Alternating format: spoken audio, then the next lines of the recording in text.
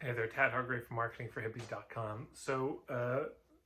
I'm scared that people are going to steal my content. I've heard this a lot, and I just heard this in a recent puttering session. I was working with a woman who has an incredible point of view. I mean, she's been doing the work for decades, doing a lot of work around people healing their nervous systems, and important, beautiful work. She has a lot to say about it.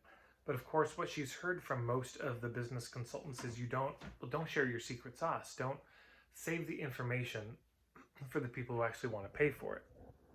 And so, but then, I don't know. She was just wondering, what do I share on social media if I'm not going to share that? And she had all these things, and she just wants to share them, but felt like she couldn't or she shouldn't. So, that's a bummer. And she felt really handcuffed by all this. And so she said, but I'm scared people will steal my content. Or what if they do? And I said, what if? What do you mean, what if? They're going to steal your content. Let me just take the fear out of this, or the unknown out of it.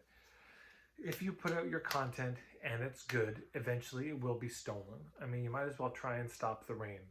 Just cooperate with the inevitable. That's going to happen. Is it cool? No.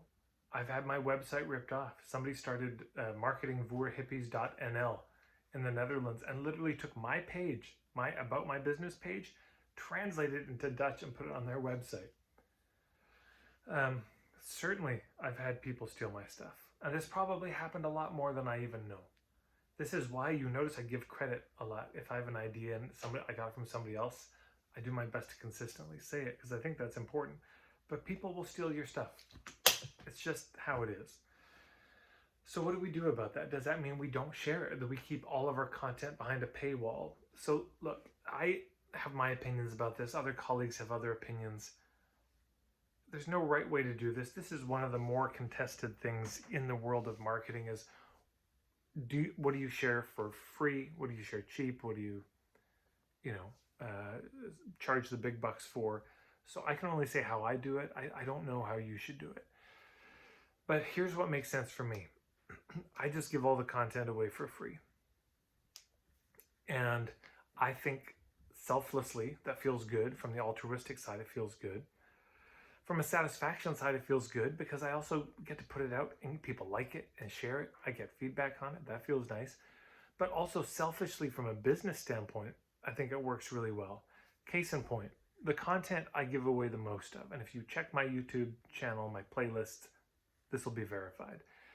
The thing I give away the most is on topics related to niching. I've got a bunch of playlists on niching. And then for inexpensive, I've got 3 or 4 ebooks that directly relate to niching. Yeah, so that's the thing I give away the most for free. Pound by pound, there's more of that for free than anything else, with how to make marketing feel good probably being a close second.